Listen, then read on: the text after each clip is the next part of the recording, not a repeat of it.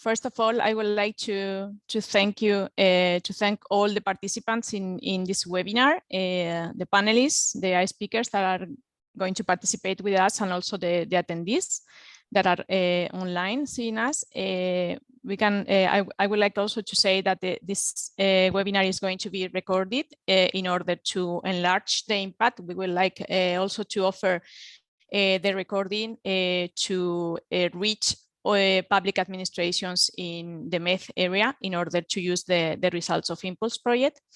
The main objective of this webinar is to make the results of Impulse project public and to be used for all the public administrations that want to plan the renovation of their public building stock. This is one of the last activities of Impulse Plus project. It is a capitalization project, and I will say some words of it in my presentation. So we are going to go through the agenda in order to show you the speakers and the presentations that they are going to do in one shot. First of all, I will explain about how to use the Impulse methodology to plan the renovation of the public building stock of a public administration. It can be a region, a country, or a municipality.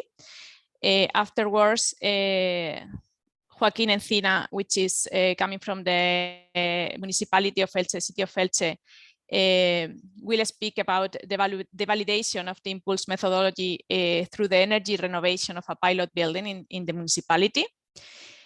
Afterwards, my colleague Vera will speak about the two main outputs of Impulse and Impulse Plus project and how they work, how other municipalities can use them to design their energy renovation plan.